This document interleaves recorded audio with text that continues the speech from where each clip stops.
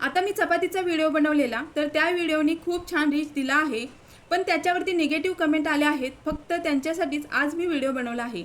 तर या व्हिडिओमुळे मला एक गोष्ट चांगलीच माहिती झाली आहे. लोक चांगल्या गोष्टीला खूप कमी बोलतात, पण एखादी निगेटिव्ह गोष्ट असेल तर त्याच्यावर भरभरून प्रेम करतात. आता मला काय बोलायचं आहे हे तुम्हाला नक्कीच समजलं असेल. असं मी कोणत्याच व्हिडिओमध्ये बोललेले नाही, पण पहिल्यांदाच अशी रिस्क घेऊन मी बोलले. असो, तर मेन मुद्द्यावर येऊयात. तर एक तर मी अण्णाला कधीच नावं ठेवत नाही, जे खरं आहे तेच सांगितलं आहे.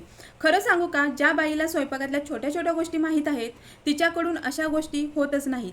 मला सांगा ना, आपण जे काही धडपड करतो, रात्रीचा दिवस करून राबतो, कमवतो, ते कशासाठी? पोटासाठीच ना, हो की नाही? तर त्याच पोटाला जर व्यवस्थित जेवण नाही भेटलं तर त्याची प्रकृती चांगली राहील का?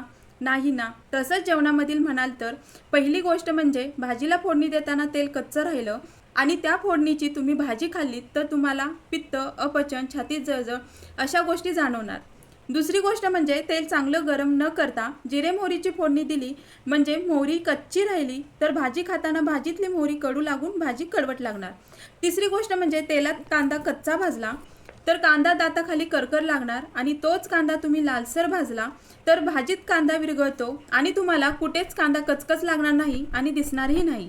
जसं की भाजीत तिखट मीठ व्यवस्थित असेल तर भाजीत कमी मसाला घालूनही भाजी टेस्टी बनते. अशा खूप छोट्या मोठ्या गोष्टी आहेत, वेळ पुरणार नाही. तसंच जर चपाती कच्ची असेल तर चवीला तर लागणारच नाही आणि खाताना कचकच लागून तोंडामध्ये गोल गोल फिरेल. हे फक्त ज्या बायका स्वयंपाकात सुगरण आहेत हे त्यांनाच जेवणातल्या छोट्या छोट्या गोष्टी माहीत असतात. मला फक्त एवढंच म्हणायचं आहे, वेगवेगळे पदार्थ ट्राय करायचे राहू द्या, पण रोज जे भाजी भाकरी चपाती भात डाळ आमटी हे जे पदार्थ आहेत ते तरी खरंच महिलांनी व्यवस्थितच बनवायला हवंच. याच्यावर तुमचं काय मत आहे ते नक्कीच कमेंटमध्ये सांगा.